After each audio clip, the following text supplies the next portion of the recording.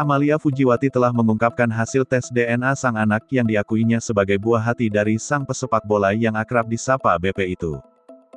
Dalam pemeriksaan itu, ia dibantu oleh Putri Bambang Pamungkas dengan almarhum istri pertama, Jane Abel.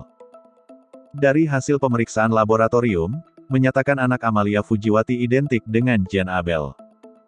Sehingga sudah jelas bahwa Jane Abel dan anak Amalia Fujiwati memiliki satu orang tua kandung yang sama. Kuasa hukum Amalia Fujiwati, Ali Nurdin menerangkan seharusnya dengan ini masalah bisa segera selesai. Pasalnya sang klien kini hanya menuntut pengakuan anaknya dari Bambang Pamungkas. Bahkan Amalia Fujiwati menegaskan anaknya tidak akan meminta bagian hak waris. Pun ia mengesampingkan egonya untuk menuntut soal perkawinan hingga nafkah. Saya juga sedikit agak bingung juga, sebenarnya permasalahan ini harusnya lebih cepat selesai. Ibu Amalia tidak mempermasalahkan lagi soal perkawinannya, nafkah, dan lain-lain, kata Ali Nurdin.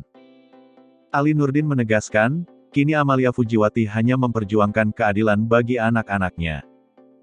Terlebih anak dari Bambang Pamungkas dan Amalia Fujiwati ada yang berjenis kelamin perempuan.